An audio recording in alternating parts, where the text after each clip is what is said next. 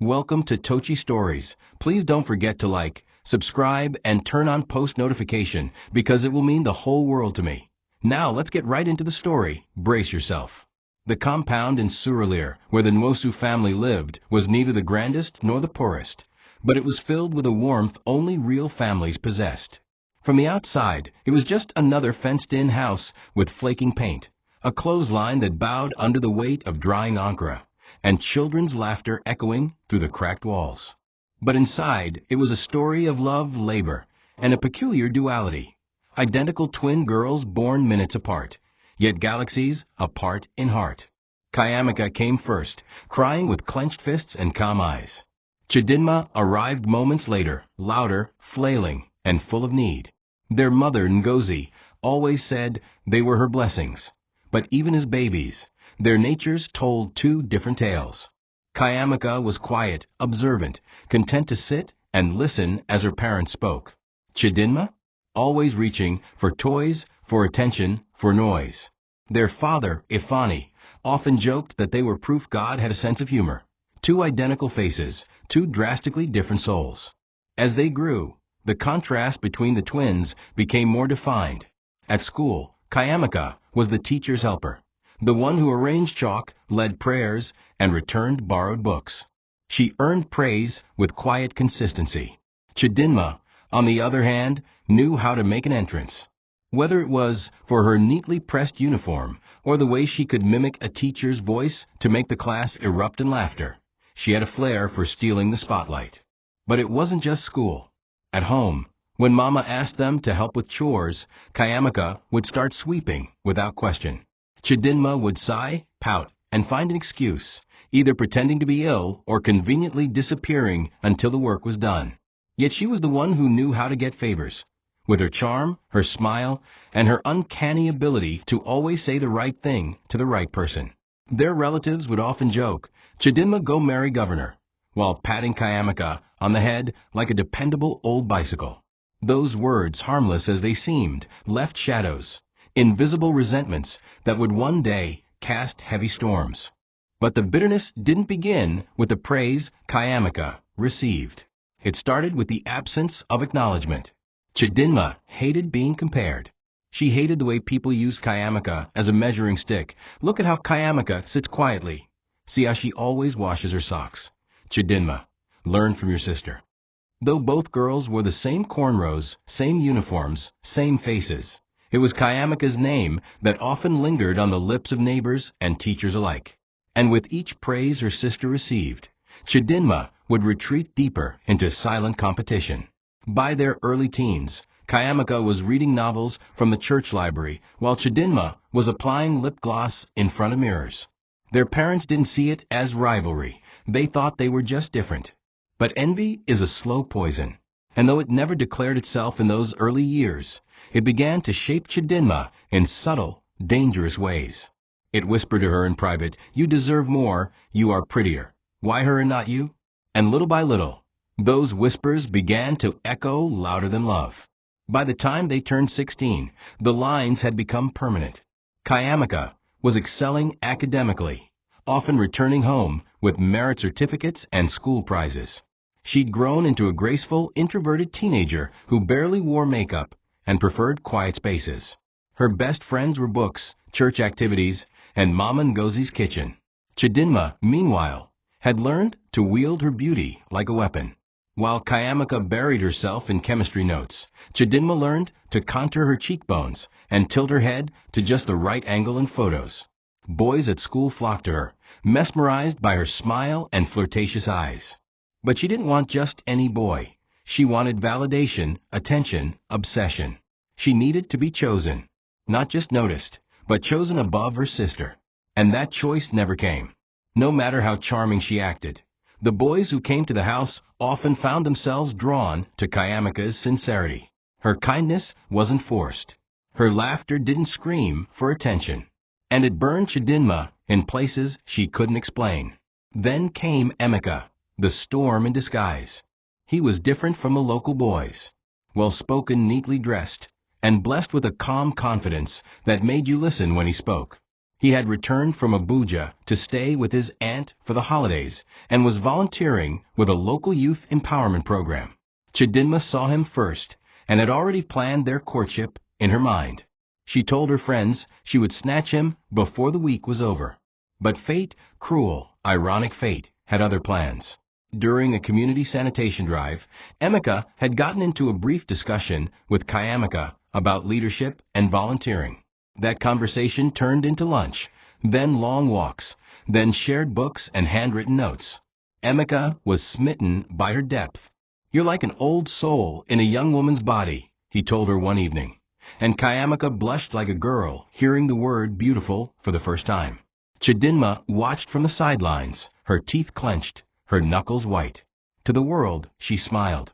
She laughed with him, teased Emeka, and even offered him juice when he visited. But inside, her heart was a cracked mirror, reflecting nothing but jagged spite. She couldn't understand it. How? How did the quiet twin, the one who didn't wear heels or use eyelash glue, steal the one man she had decided was hers? She started whispering to herself again, "He must be pretending. He will soon get tired. He's only being polite." And when those whispers didn't soothe the sting, she made up her mind. If Emeka wouldn't come to her naturally, then she would take him forcefully. After all, they were identical. If he liked Cayamaka's face, he would like hers too. If he wanted love, she could act it better. And if he wanted virtue, she could lie her way into it. To Chadinma, this wasn't just about a man. It was about reclaiming the identity she believed was stolen from her. The game had begun. Emeka didn't fall in love with Cayamaka because of her looks. In truth, he had seen more glamorous women. But none had disarmed him the way she did, with her humility, her honesty, and the way she made silence feel safe. Their conversations were never forced. She challenged his opinions, but never mocked them.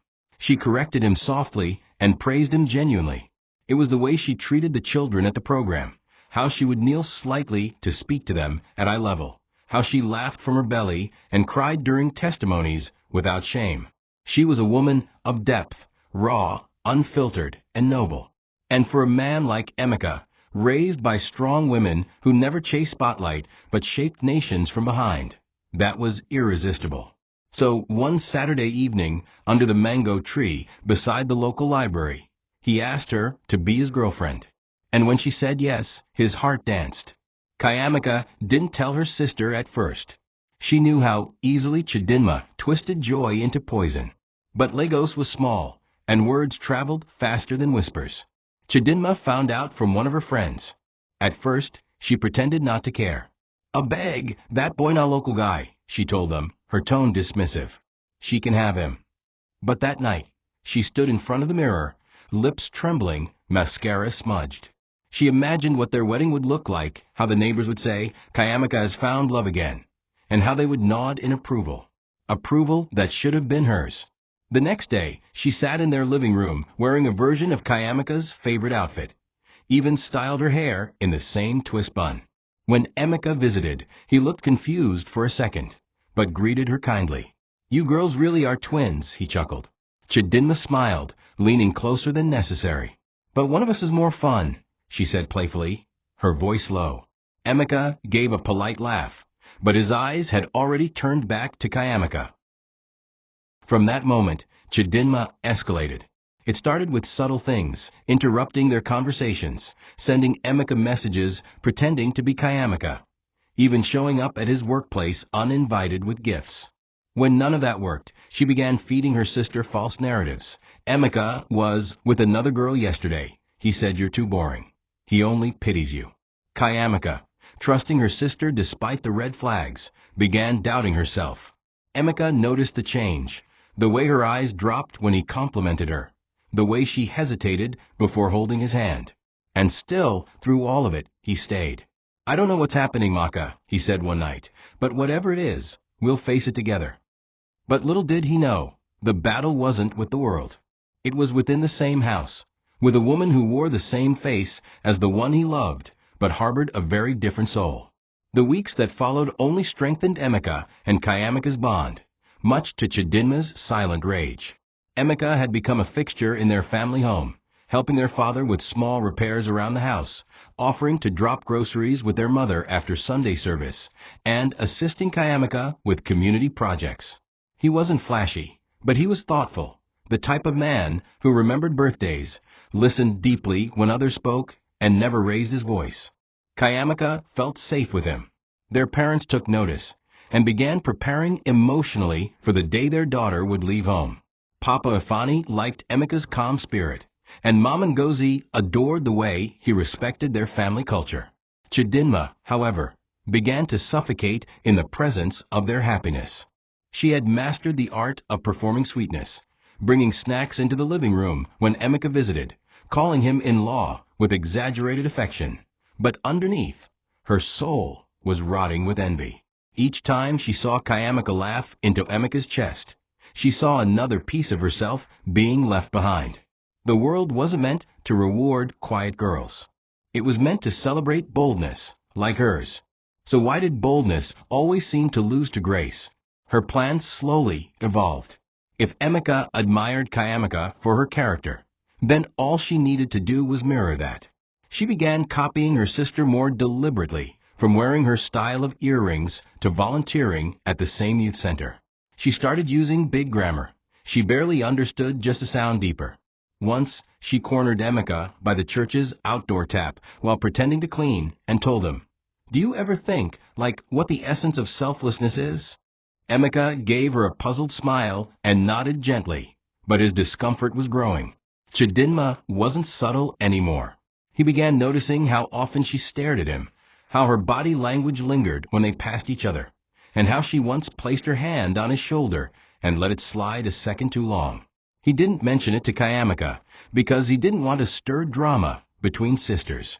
But what he didn't know was that Cayamaka already felt the change too.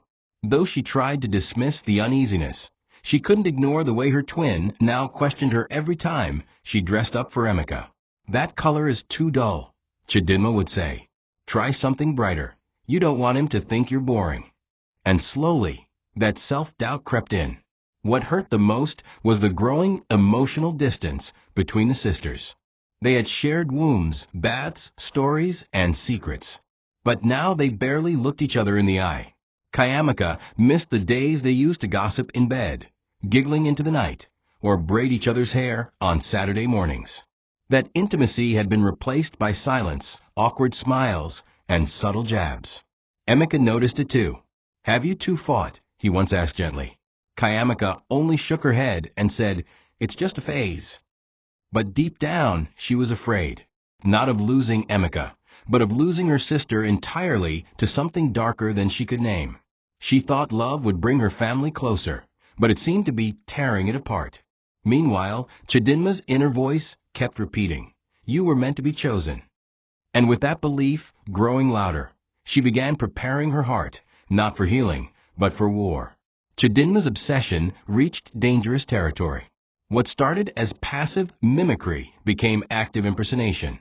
One morning, she logged into Cayamaka's email account. The password was easy enough, their childhood nickname, Twin Sunshine.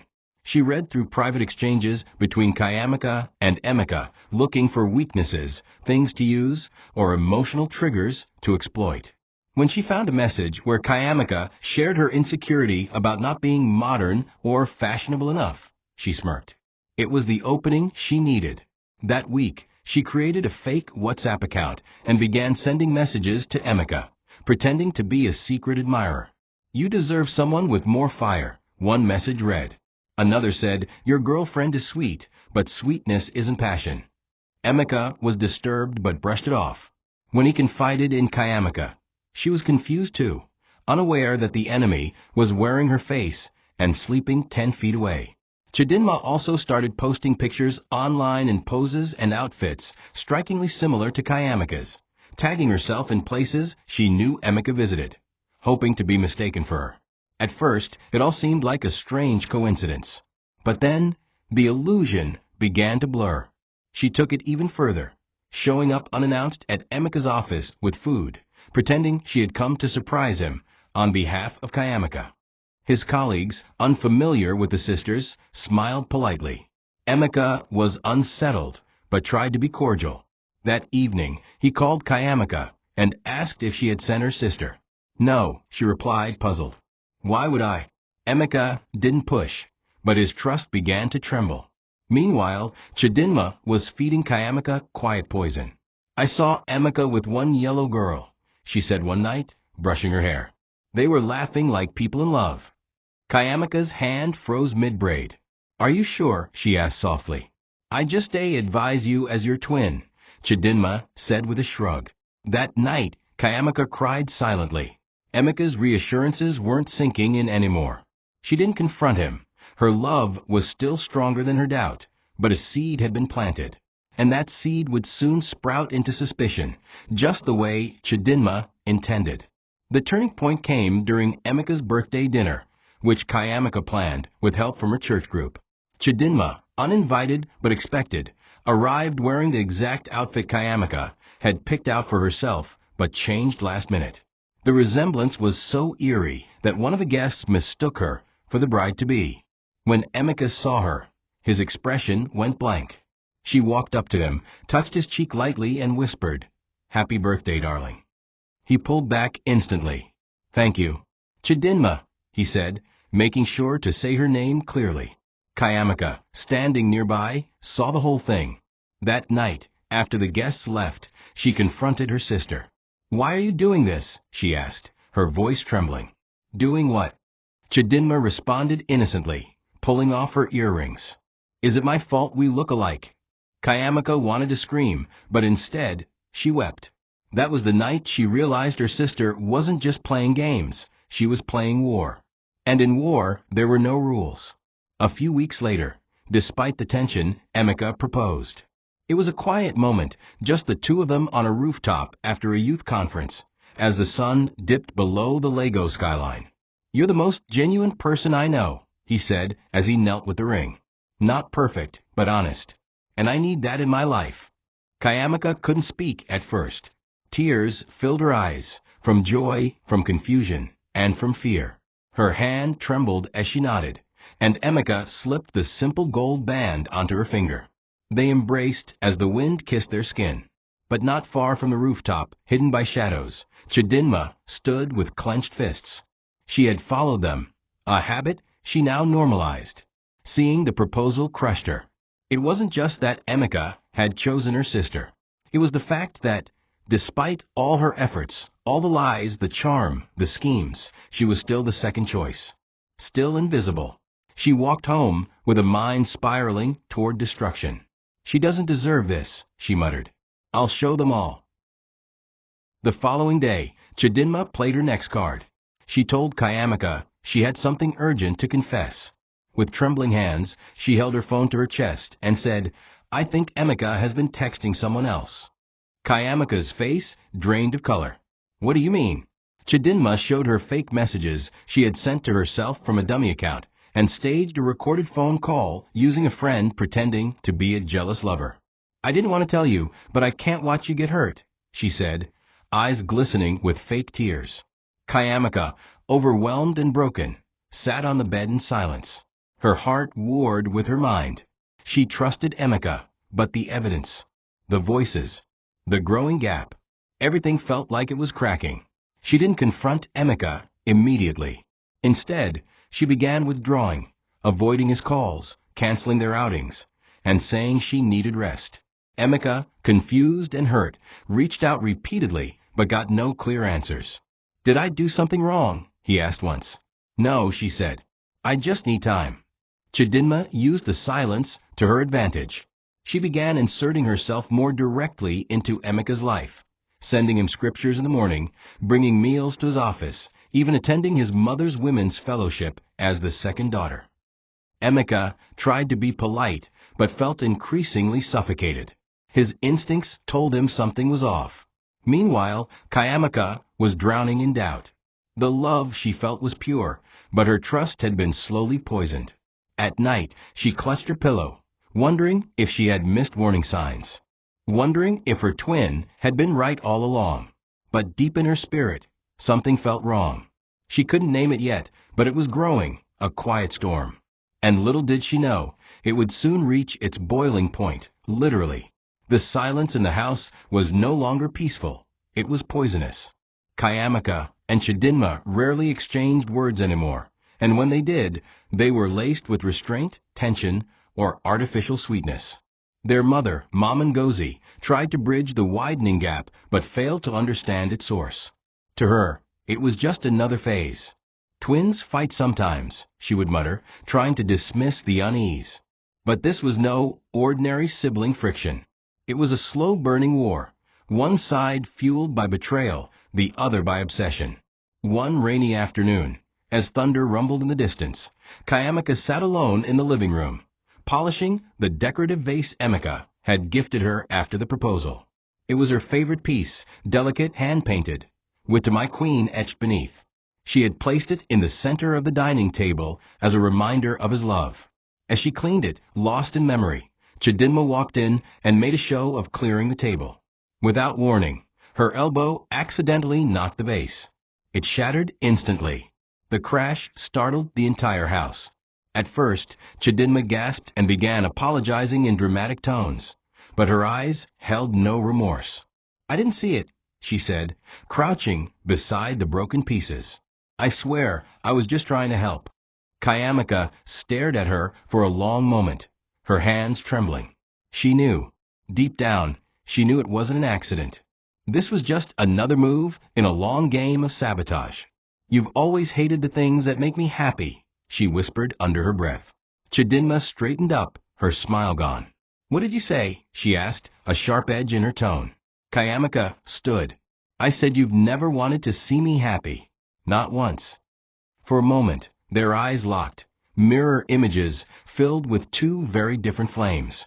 Then Chadinma laughed, not out of amusement, but the bitter, cold laugh of someone who felt justified in their cruelty. "Do you really think someone like you deserves a man like Emeka?" she sneered. "You're plain. You're boring. The only thing you've ever had going for you is a quiet voice and a pretty face. And guess what? The face isn't even yours alone." Those words cut deeper than a blade.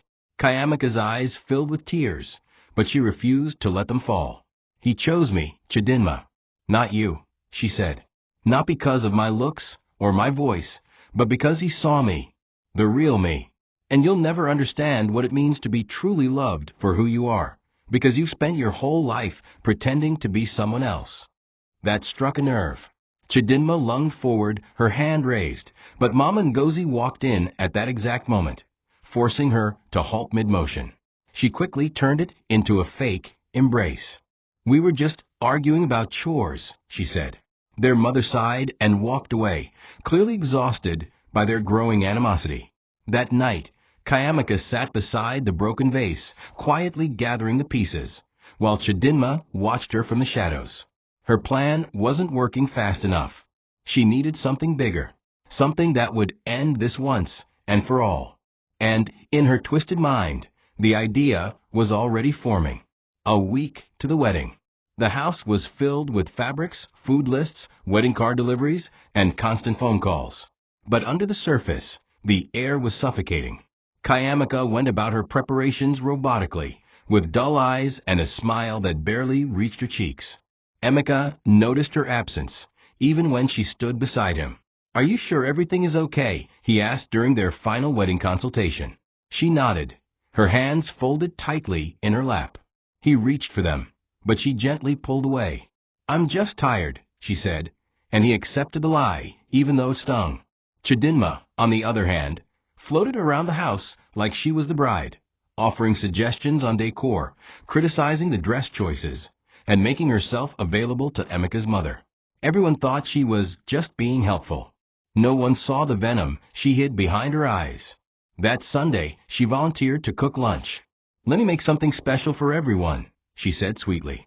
Cayamaka offered to help, more out of instinct than trust. That would be her biggest mistake. In the kitchen, the tension was thick enough to cut. Chadinma chopped onions with unnecessary aggression. Cayamaka peeled yam in silence. Then, as if someone pressed play on a decades-long reel of resentment, Chadinma spoke. "Do you ever wonder how different life would be if you weren't born first?" she asked, eyes fixed on the board. Cayamaka paused. "What do you mean?" Chadinma dropped the knife and turned to face her. I mean, if you were the second one out. If I had been the first twin. The one everyone always praised. The one who got the best clothes, the best words, the best man. Cayamaka stood slowly, sensing danger. This isn't about birth order, Chadinma. This is about choices. You chose to hate me for things I didn't control. Chadinma laughed, but it was hollow. You always think you're better. Always calm. Always wise. But you're weak, Cayamaka. And I'm going to prove it. Before Cayamaka could respond, Chadinma grabbed the pot of boiling water she had left on the stove. For a split second, everything slowed. The hiss of the burner, the sharp intake of breath, the metallic grip on the pot handle. And then chaos. The scream shattered the house. Cayamaka dropped to the floor, clutching her face as steam rose from her skin. The hot water had splashed across her left cheek and shoulder, peeling layers in seconds. The pain was indescribable, a torment that went beyond flesh. Mama Ngozi ran in, saw her daughter writhing in agony, and screamed in horror. Jesus! Jesus! What happened? Chadinma, feigning shock, dropped the pot and began crying. I didn't mean to. It was an accident. I was just turning around. But her tears couldn't mask the coldness in her eyes. Cayamaka was rushed to the hospital. The doctors said she suffered second-degree burns and would need intensive treatment. Her wedding was postponed. Her life, for the moment, was put on pause. And as she lay in the hospital bed, her face bandaged, her heart barely holding together, one thought kept echoing in her head. My own sister did this. Meanwhile, Chadinma stood outside the hospital corridor, gently dabbing her crocodile tears, already planning the next phase, her entry into Emeka's arms. The smell of antiseptic filled the hospital room, but Cayamaka could no longer smell. She could barely feel anything beyond the searing ache radiating from her bandaged face and the deep, cold hollowness in her chest. For days, she didn't speak. Her mother remained by her side, sobbing in quiet corners and praying out loud when she thought her daughter was asleep. Papa Fani couldn't stop pacing the waiting area, speaking to doctors and specialists, asking about reconstructive options, possible plastic surgery, anything to ease the aftermath. But no surgery could heal the betrayal. No amount of ointment could remove the memory of her sister's face, twisted in rage, as she lifted that pot. The betrayal had burned deeper than her skin. It had reached her soul. The days blurred together, each one stitched together with silence and morphine. The wedding was canceled, not officially, but it didn't need to be. Everyone knew it was over. The guests were notified, the venue postponed, and Emeka was kept away, per Cayamaka's instructions. She couldn't face him. Not like this. She couldn't bear the thought of him seeing her with bandages, with pain in her eyes instead of joy. But more than that, she was afraid he would look at her and flinch. Afraid that his love, no matter how deep, might not be able to look past the physical ruin. So she told her mother, don't let him come. Not yet. Her mother argued, but relented. Emeka, desperate and confused, stayed at the hospital lobby for hours, hoping she'd change her mind. Chadinma was the only one who comforted him, with hot tea, soft words, and that same face he had fallen in love with, now dressed in false empathy. She needs time, Chadinma told him one evening, brushing his hand softly. You know my sister, she hides her pain. But I'll help you reach her. For her sake. Emeka nodded, grateful for the support. What he didn't know was that the very person he was relying on to bridge the gap was the one who had set fire to it in the first place. At home, Chadinma took charge. She wore Cayamaka's scarf to church, took over the postponed wedding plans, and even dropped off Cayamaka's bridal materials with the dry cleaner, in case things changed. People began whispering. Isn't it strange how much she's doing? One woman asked. Maybe she's just helping, another said. But one person wasn't fooled. Cayamaka's childhood friend, Amarachi. She had seen the darkness in Chadinma long before others had. And now, watching her slide into Emeka's orbit so easily made her uneasy. Be careful, she warned Emeka in a private conversation. Not everything with the same face has the same soul. Emeka didn't reply. He didn't want to believe that the kind, supportive sister was capable of anything evil. But doubt had begun to form, slow, subtle, like a shadow stretching toward sunset. And in the hospital bed, as Cayamaka stared at the ceiling and traced her pain with each breath, one question haunted her endlessly. How do you heal when the wound has your sister's fingerprints? The hospital discharged Cayamaka 2 weeks after the incident, but she didn't feel free. Her face, though healing, bore the raw evidence of her sister's betrayal, patches of pink and brown skin that itched beneath the medicated cream. Her left cheek, previously smooth and radiant, now felt like a stranger's flesh. The doctors told her the burns would fade in color, but not entirely disappear. There will be scarring, they had said. But with time, we can reduce the visibility. Time. The word echoed like a curse. Cayamaka sat before her bedroom mirror in silence, staring at her reflection with growing detachment. Her head was wrapped in a scarf, her skin doused in cream, and her eyes, they no longer sparkled. She barely spoke, barely ate. She rejected visits from well-wishers, even Emeka. Her father tried to coax her out of the room by playing her favorite music in the living room, while Mama Ngozi cooked her favorite dishes and left them outside the door. But nothing touched her. The silence inside her heart had grown louder than any outside sound. She felt like a ghost in her own life, buried, abandoned, and forgotten. Meanwhile, the house was a tale of twisted irony. Chadinma moved like a queen in exile, sorrowful enough to appear grieving, yet calculated enough to control the narrative. She wept in church when people asked about Cayamaka, claiming it was a horrible accident. I still can't forgive myself, she would say, dabbing imaginary tears. I just wanted to help. God knows my heart. And people believed her, or at least they pretended to. The scalding truth was too scandalous for most to accept. After all, how could one twin intentionally disfigure the other? Surely, it had to be a tragic mistake. And as gossip filtered through the neighborhood, Chadinma basked in the pity. She started accompanying Emeka to see Mama Ngozi, always bringing food or offering to clean the compound. Let me help, she would say. It's the least I can do. She texted Emeka daily, sending Bible verses and encouraging words. She never crossed the line overtly, but everything she did was drenched in calculated intimacy. Emeka, exhausted and heartbroken, appreciated the gesture, unaware he was slowly being reeled in by the very person who caused the disaster. Cayamaka, confined to her room, felt the world shifting around her without her consent.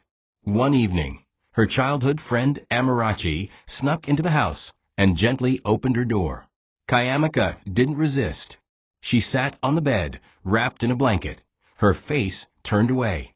Amarachi knelt beside her, took her hand, and said nothing for 5 full minutes. Just silence. Then she whispered, "You don't have to pretend. Not with me." Cayamaka broke down. She wept until her chest hurt, until her tears soaked her nightgown. Through broken sobs, she said, "I don't know who I am anymore. I'm scared to be seen." Amarachi embraced her. "You're still you. Scarred, yes. Changed, yes. But still Cayamaka. And if Emeka truly loves you, he'll wait." That night, after Amarachi left, Cayamaka stood in front of the mirror again. This time, she didn't flinch.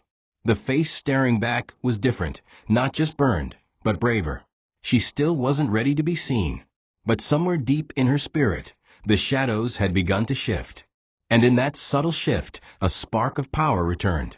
As Cayamaka remained secluded, Chadinma's transformation became more deliberate. She began dressing in colors Cayamaka used to wear, soft pastels, flowing ochre gowns, and modest accessories. She changed her perfume to match the one Emeka once complimented on her sister. She even picked up Cayamaka's mannerisms, the way she tucked her braids behind her ear, the way she folded her hands when speaking softly. It was a performance, honed and sharpened with each passing day. In conversations with Emeka, she casually mentioned old memories that weren't hers, subtly rewriting history with herself in place of her sister. "Remember when we went to Freedom Park and sat near the fountain?" she'd say. Emeka would nod, unsure, the memory fuzzy, the timeline distorted. The lines between truth and illusion were beginning to blur. In his grief and emotional fatigue, Emeka welcomed the familiarity, not realizing he was being guided by a master manipulator. Chadinma, in essence, was becoming a curated version of the woman he loved, minus the scars, minus the trauma. The idea of a replacement wedding didn't arrive as a demand. It came as a whisper, an innocent suggestion. One evening, while Emeka was helping drop off medications for Cayamaka at the house, Chadinma stood at the gate, holding a bag of bridal items. "We can't just waste all of this," she said softly, looking down. "You spent so much, and people are talking." Emeka looked at her, confused. "What are you saying?" She hesitated, then continued. Maybe we can do something small. Not a wedding, but something to honor the intention. Maybe it's what Cayamaka would want to see you happy." Emeka said nothing, but the seed had been planted. Chadinma didn't push further. She just smiled and walked away, leaving the scent of possibility in the air. Over the next few days, she continued building on that narrative, not forcefully, but through implication. She helped Emeka's mother with event refunds, sent thank you notes to guests, and even suggested returning the wedding dress just in case. Her language was careful, never direct, always suggestive. She was sculpting herself into the bride Emeka didn't realize he was resisting. Emeka's best friend, Toby, was the first to call it out. "Are you blind?" he asked during a weekend visit. "This girl is playing you. Can't you see it?" Emeka frowned. "She's just trying to help." Toby leaned forward, angry. "She poured boiling water on her sister a week to her wedding, and now she's sliding into your life like nothing happened. And you're letting her." Emeka didn't respond immediately. Deep inside, doubt had begun to fester, but guilt had become a blinding fog. "She says it was an accident," he muttered. "She's been kind since then." Toby scoffed. "So she gets points for being human after nearly destroying someone's life." Emeka rubbed his eyes, overwhelmed. Chadinma's proximity had dulled his instincts, but Toby's words rang loud. That night, Emeka sat alone in his apartment, scrolling through old photos of him and Cayamaka, her soft smile, the glow in her eyes, the realness of her laughter. He hadn't seen any of that in weeks. He missed her. And suddenly, a quiet thought entered his mind like a whisper from his soul. What if I've been loving the wrong twin? As Emeka wrestled with confusion, the carefully curated illusion around him began to crack. It started with the smallest things: the wrong nickname, a misquoted scripture, a favorite meal made poorly. Chadinma, in her desperation to impersonate perfection, had overlooked the nuances of love, the kind that builds over time through shared memories, personal quirks, and subtle moments. She served Emeka yam porridge one night, proudly declaring it was just like how your mom used to make it. But Emeka's mother had passed 10 years ago, and the recipe was from his father's side. Another time, she quoted a poem he had written to Cayamaka in one of his old love notes, but swapped a key word, changing its meaning entirely. These small missteps, once brushed aside, began to form a pattern. Emeka's heart was waking up. The warmth he initially mistook for support now felt invasive. He started asking questions, not directly, but through cautious observation. Why did Chadinma avoid talking about the accident? Why did she flinch when he brought up real memories with Cayamaka? And why did her stories feel so perfectly rehearsed? Driven by suspicion, Emeka visited Cayamaka's parents under the guise of checking on her recovery. While Mama Ngozi was in the kitchen, he wandered into Cayamaka's room, still untouched, still silent. On the table sat her old leather-bound journal. He hesitated, then opened it. Inside were poems, prayers, letters never sent, and a long entry written the night before the burn. In it, Cayamaka described the growing distance with Emeka, her doubts, and the fear that her sister was manipulating both of them. "I don't want to believe she's capable of this," one line read. "But something in her eyes has changed. I feel like I'm losing everything, including myself." Emeka closed the book with trembling hands. The truth had never left. It was just buried beneath smoke and silence. Cayamaka had tried to protect him even in her pain. That realization stung deeper than anything else. He had failed her. Not by leaving, but by staying silent while her enemy wore her skin. The next day, Emeka confronted Chadinma, not with anger, but with unsettling calm. "What's Cayamaka's favorite hymn?" he asked. She blinked. The one they sing in church. It is well." He shook his head. "She hates that one. It reminds her of a funeral." Chadinma tried to laugh it off. "Okay, what's this about?" Emeka stepped closer. "What's the name of the novel we both read last year? The one that made her cry?" Chadinma's face paled. "You know what? I'm tired of this game." Emeka stared at her, eyes burning. "So am I." The mask slipped. Her voice hardened. "Fine. You want your precious Cayamaka back? Go ahead. See how long you last with her scarred face. Let's see if your love survives the ugly truth." Emeka's silence said everything. And in that silence, Chadinma realized she had lost. Not because she wasn't beautiful, but because she had tried to steal what could never be forged, genuine love. And now, the lie was unraveling, thread by bitter thread. The night Emeka walked away from Chadinma's outburst, he didn't go home. He sat in his car parked along a quiet road in Surulere, hands gripping the wheel, eyes staring blankly through the windshield as Lagos traffic blurred past. His mind was a whirlwind of memories: Cayamaka's laugh, her soft voice during their prayer sessions, the way she used to gently rest her head on his shoulder while reading scripture verses. For the first time in weeks, the fog that had clouded his judgment was gone. Shame flooded his chest like water in a sinking ship. He had allowed a master manipulator to rewrite the love story he had carefully built. The guilt was crushing. The betrayal by Chadinma burned not only for what she had done to Cayamaka, but for what she had almost succeeded in doing to him, replacing the woman he loved with an illusion. That night, he made a vow to himself: no more pretending, no more politeness in the name of family drama. He needed to hear the truth directly from Cayamaka. At home, Cayamaka sat at her desk for the first time in over a month. Her face, though still healing, was no longer as inflamed, though the scarring on her left cheek and shoulder was unmistakable. She had stopped crying every day. Now it was every other day. Her therapist had encouraged her to write again, and with shaking hands, she had opened a new journal. But instead of an entry, her pen moved toward a letter, one addressed to Emeka. Each word was soaked in vulnerability, layered with pain, honesty, and quiet strength. She didn't beg for love, nor did she accuse him. She simply told the truth. She recounted how she felt the shift in his affection, how she saw her sisters slowly take over, not just their wedding plans, but the little things that made her feel seen. She wrote about the moment in the kitchen, not just the act of violence, but the emotional buildup, the years of silent competition and one-sided envy. "I don't want pity," she wrote. "I want peace. Whether we end up together or not, I need to find myself again." She didn't expect him to read it, but she wrote it anyway, because healing needed a voice, and for the first time since the burns, she was choosing to speak. Amarachi, ever the quiet warrior beside her, offered to deliver the letter the next day. Emeka received it at his gate and sat down on his couch to read. As he flipped through the pages, emotion rose like a wave. Each paragraph peeled back layers of understanding. This wasn't just about physical scars, it was about emotional ones.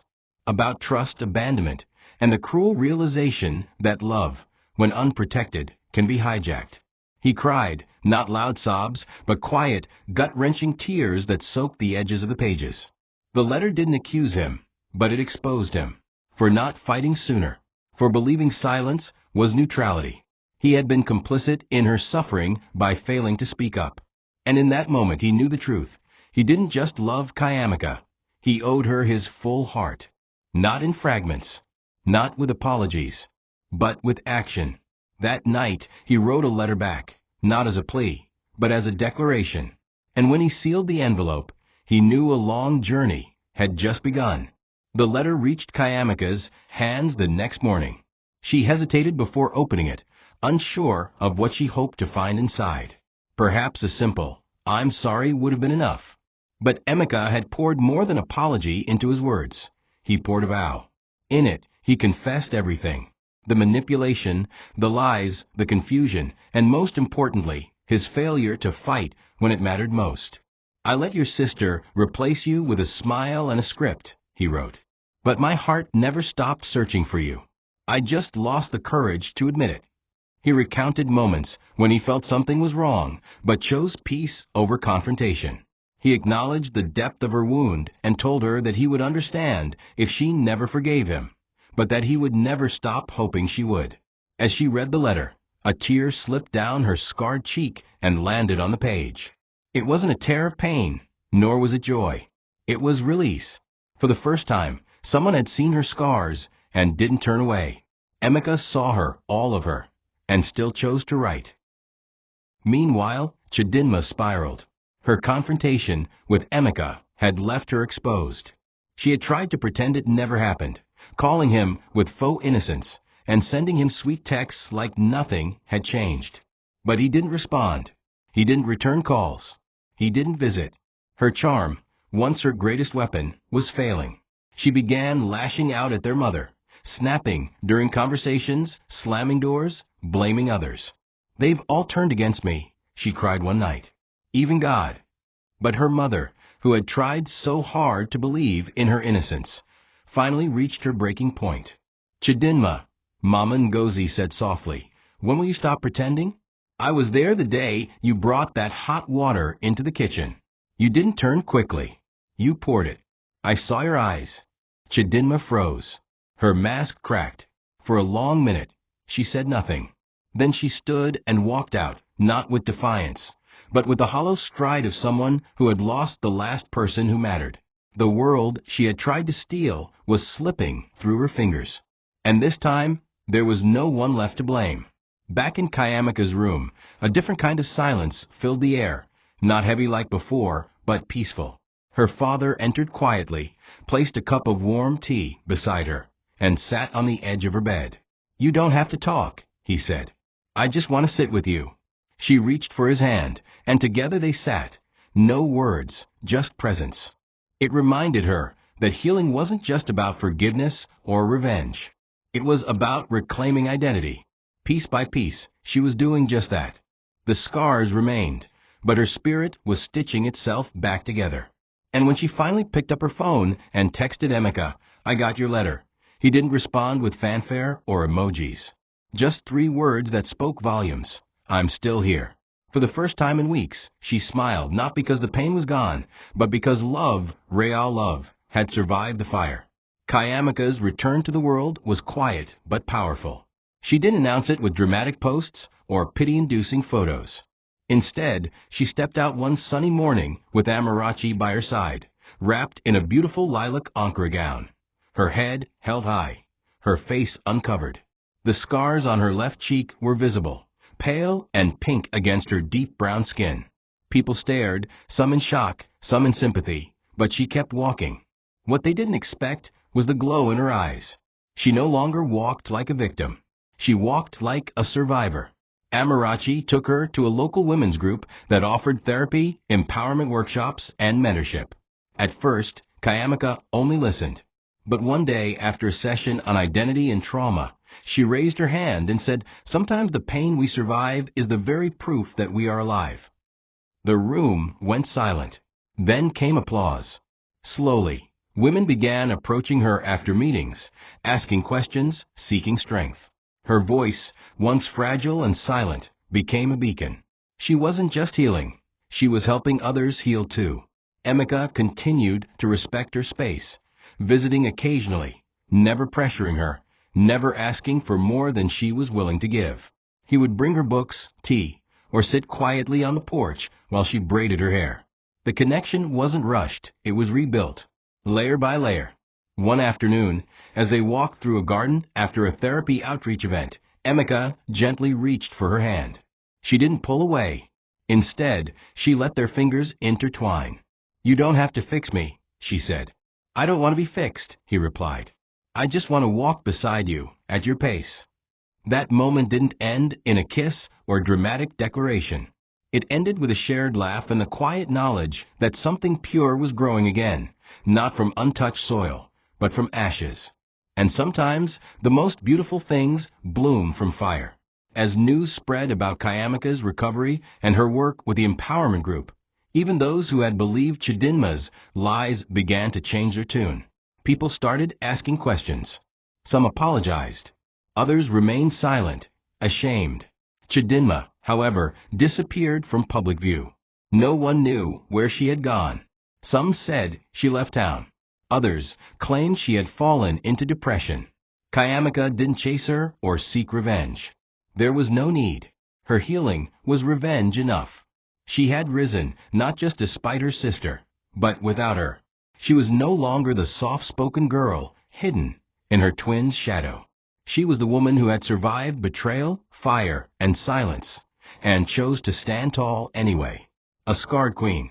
And she had just begun to reign.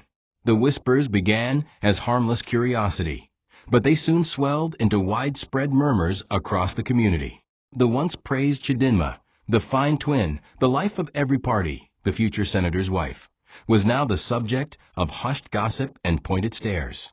It started when Amarachi, without naming names, shared a story during a women's gathering about envy, identity theft, and sisterly betrayal. The older women connected the dots, and the younger ones spread the details. Then a neighbor who worked at the hospital let slip that the burn marks on Cayamaka's face weren't caused by an accident. Someone else recalled how, right after the incident, Chadinma had already started dressing like the bride-to-be and visiting Emika's mother uninvited. The evidence piled up like broken bricks, and by the end of the month, no one looked at Chadinma the same way again. Invitations to social events ceased. Her WhatsApp messages left unread. Tailors suddenly became too busy to sew her clothes, and hairdressers who once praised her beauty now stared at her coldly in their mirrors. The ultimate blow came during a community wedding, where Chadinma walked in wearing an elaborate geli and gold lace gown. The hall, once hers to command, fell into a stunned silence. A few guests whispered and nudged each other, clearly uncomfortable. One bold woman, seated near the entrance, muttered loudly enough for others to hear, "Nah, she pour hot water on her sister to steal man. Wicked twin." Chadinma froze, her smile faltering. She walked past with feigned confidence, but her steps were heavy. Throughout the ceremony, no one invited her to dance. No one asked her to pose for pictures. It was a social burial, slow, public, and suffocating. Later, in the restroom, she locked herself in a stall and cried silently, mascara streaming down her cheeks. For the first time, she understood what it meant to be truly alone. Her beauty, her charm, her smile, none of it could rescue her now. Her reflection in the mirror mocked her. She who had once been envied was now pitted, shunned, and silently condemned. Back at home, Chadinma became a ghost of herself. Her once vibrant selfies disappeared from social media. Her voice lost its sharpness. Her outfits, once colorful and form-fitting, were now dull and oversized. Even her own mother had withdrawn emotionally, offering her only food and silence. She had tried to call Emika once, only for the call to end after one ring. She had visited the youth center hoping to volunteer. They gently turned her away.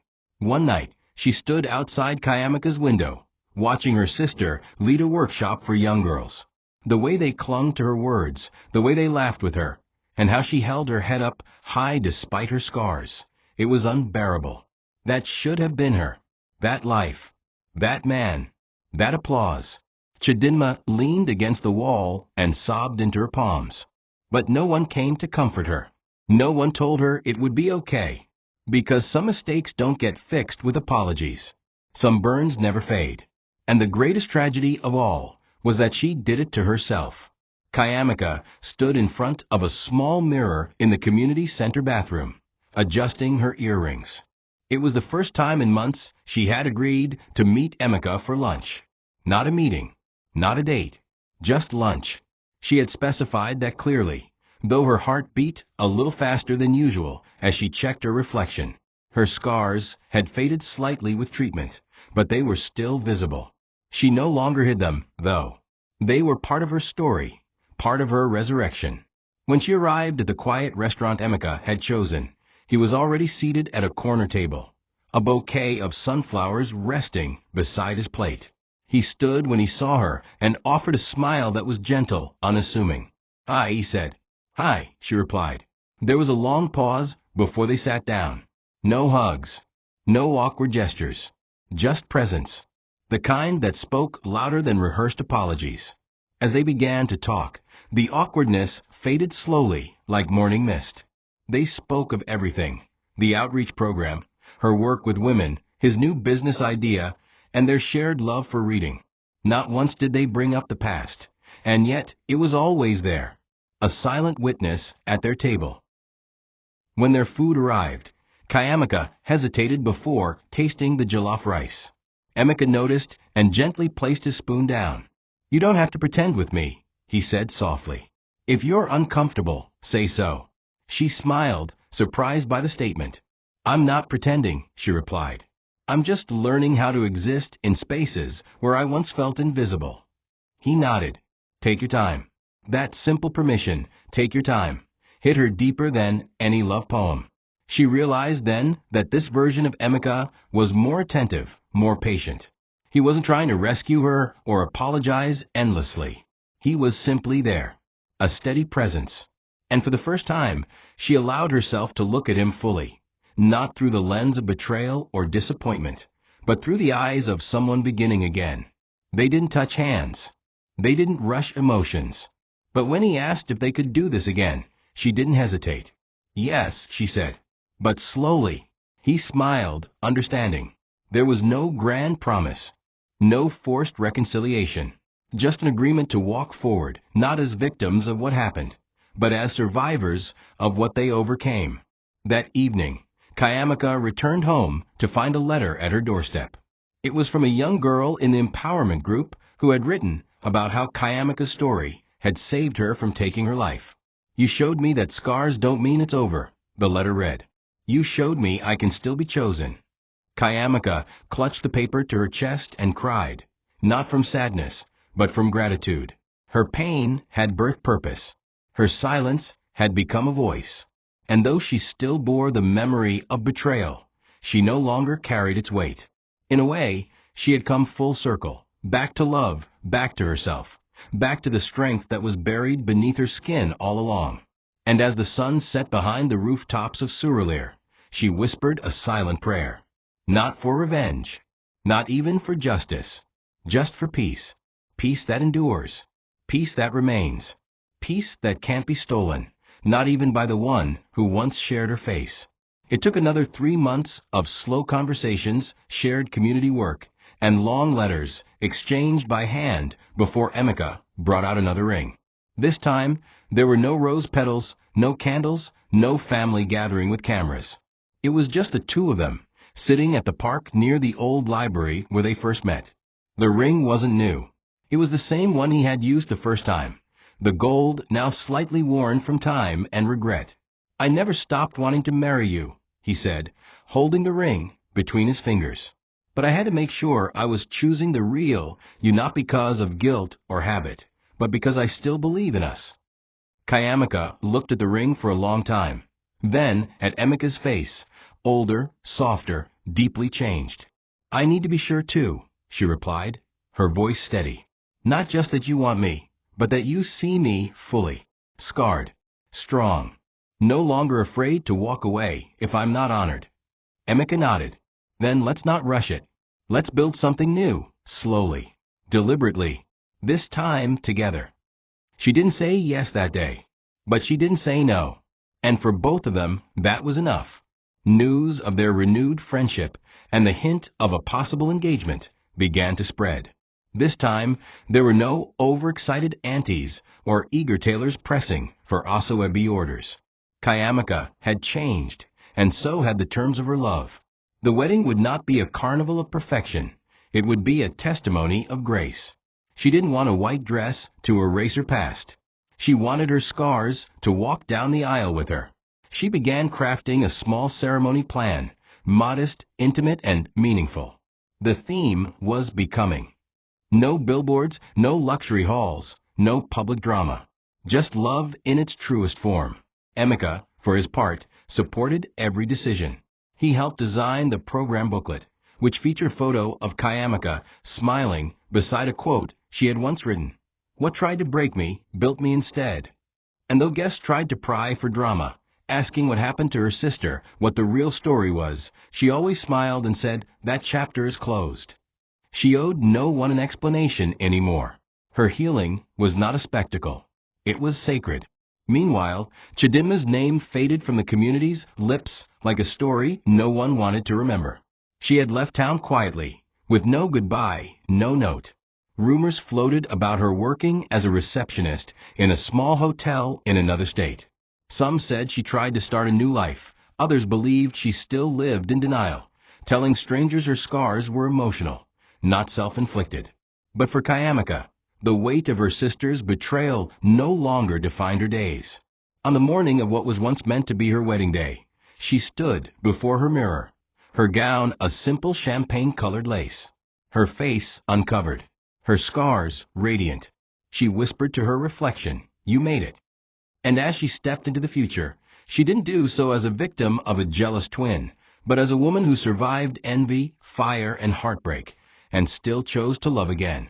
The weeks that followed brought a kind of peace Cayamaka had never known. Not because life had suddenly become perfect, but because she had finally taken back ownership of her story. Her scars were no longer shackles. They had become symbols of survival, of resilience, of truth.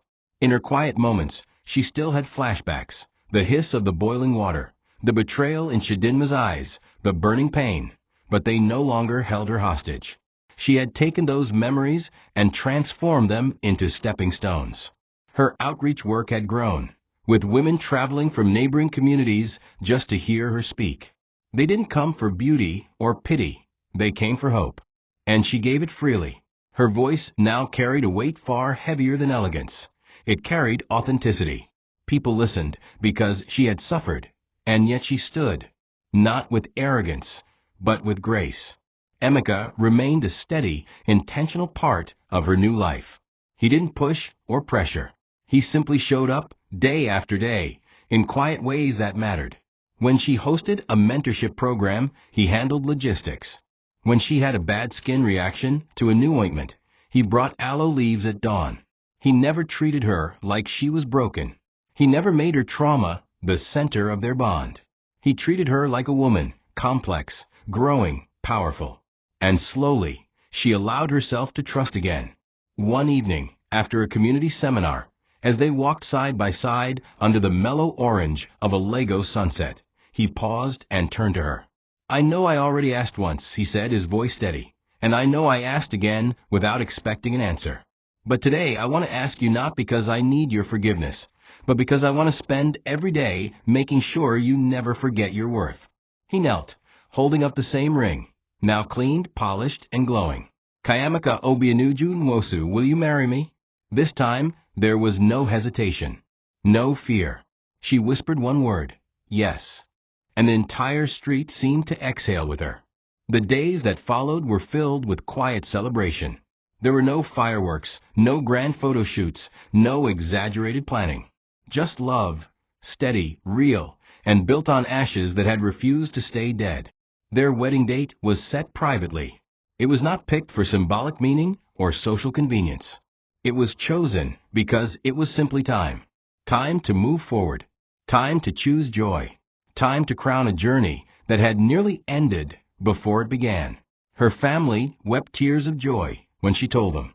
Her father called her my warrior queen. Her mother held her and said, "Your light makes even your scars glow."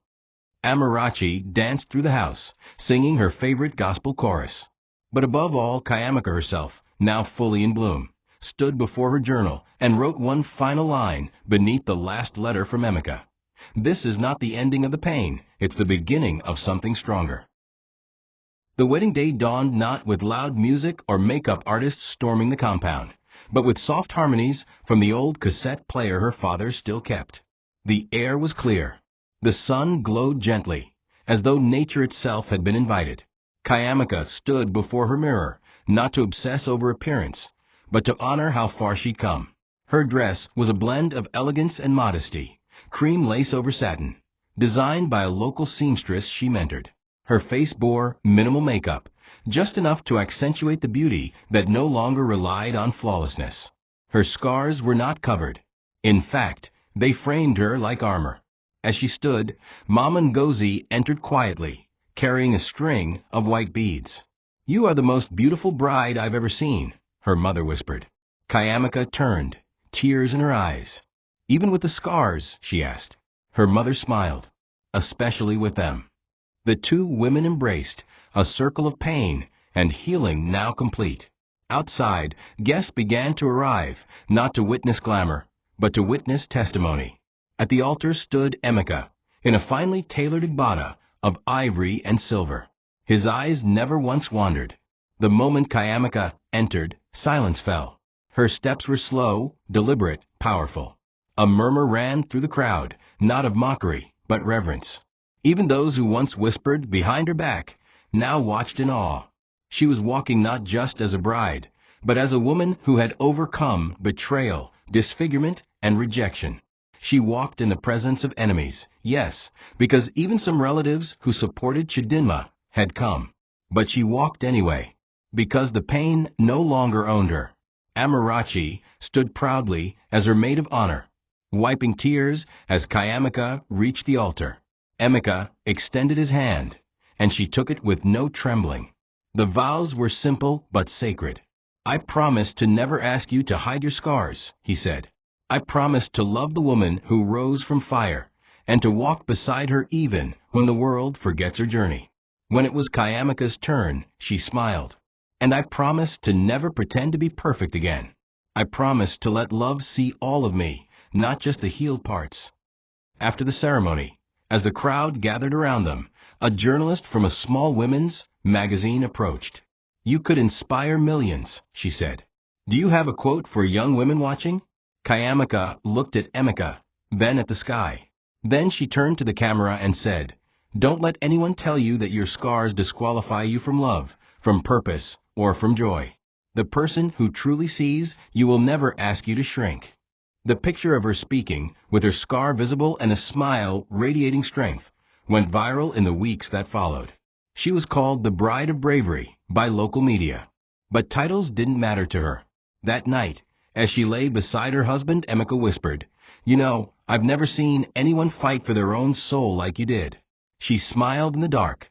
"I wasn't just fighting for myself," she replied. "I was fighting for every girl who thought beauty was their only value."